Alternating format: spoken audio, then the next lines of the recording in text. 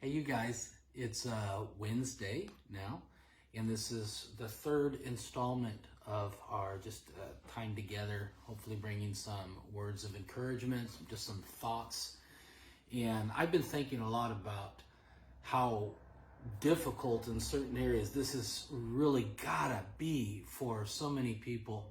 I'm thinking of those who are alone, right? Uh, Nobody in physical connection with them. I was thinking how many people we need touch, and how many people are not getting a touch, a hug, a handshake, all that. I mean, that wear on the mind. I'm thinking about our seniors, of course, who are so just compromised right now and susceptible to catching this thing and needing this protection of this environment that's considering them right now. I'm thinking about families who have their kids at home with them like all day long, and maybe it's in a small apartment. We've got lots of families in our church, and my prayers and thoughts are going with them. I don't mean to giggle at that. It's hard. It's hard. We don't do it right all the time when all the elements are lined up for us, let alone there's concern, there's worry, there is anxiety, and there's nowhere to run to. Hey, pray for those families. Well, nobody's going to go through this perfect. Nobody's going to go through this perfect. We're going to lose our cool. We're going to treat harshly or rudely. We're going to know better, but we're going to do it anyways. These pressure cookers moments, they bring out the best, but they bring out the worst too. And here's what I want to say. Have mercy. Have mercy. Have mercy for yourself. Really, and have mercy for others as well. In fact, this is exactly what God wants. You say, how do you know it's what God wants? Because it says, Micah 6:8, He has shown you, oh man, what is good and what the Lord requires of you. To do justice, to love mercy, and to walk humbly with your God. So he's saying there, it's not just be an appreciator, like I appreciate mercy.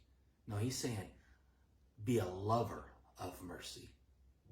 And here's what I've found over the years is that those who are lovers of mercy, really lovers of mercy, are those who have been loved by mercy. You've known that in your life at a core.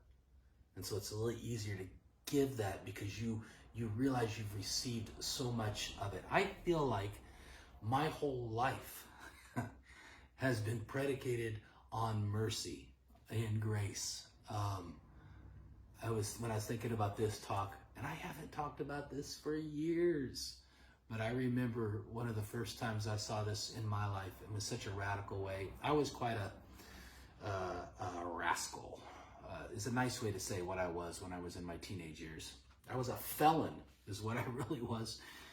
I had stole a guy's car at my high school, at a Christian high school. Yes, I was the first felon at a Christian high school. And 16 years old.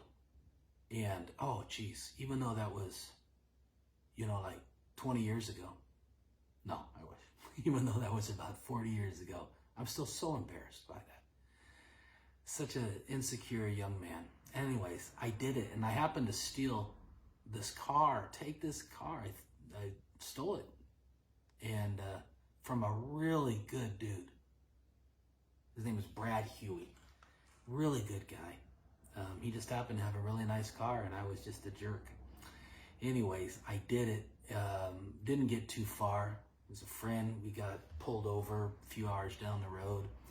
And then, got locked up for, a night pretty much, and came back the next day and had to go through all that. Anyways, I was so instantly ashamed and embarrassed at what I had done.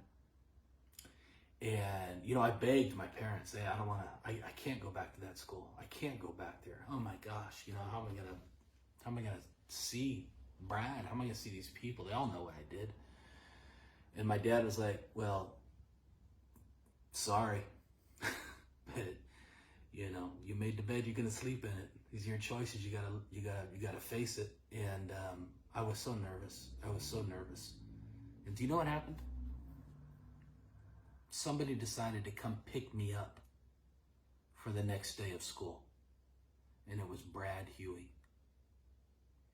He came and picked me up from my house and brought me to school.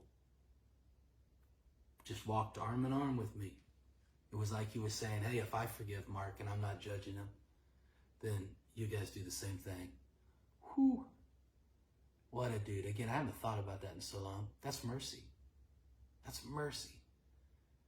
And I've been shown that my whole life in areas. I've always joked about that. I'm addicted to mercy. I want to share this with you because you're going to need mercy on yourself and mercy on others. It's a way of life. We have to just get used to that. I wrote something down a few years back in a message. I just want to read it to you. It says, God is merciful. I mean, he's really, really merciful. And this doesn't mean he turns a blind eye to our transgressions, not by a long shot. His son gave his life to redeem us from sin. So he doesn't turn a blind eye to it. His mercy isn't a fatalistic resignation that we're all just screw-ups. It is rather a recognition that mercy is the ultimate impetus for living out our potential. You see, mercy isn't just an experience that we have every so often. It's a way that we live. It's like, and I'm a work in progress on this, but we want to posture ourselves to be ready to have mercy for ourselves, ask God for mercy, and to have mercy for other people. We're not going to go through this perfectly. We're going to lose it. We're going to behave wrong. We're going to do that. Be quick with mercy. In fact, that's where it says, James 2:13 says, mercy triumphs over judgment. It not only defeats it, it triumphs over judgment. And so be encouraged. His mercies are new every morning towards you. If we failed yesterday, let's pull ourselves back up into the mercy and the grace of God and live out today as those who are lovers of mercy. We'll see you tomorrow. God bless you guys.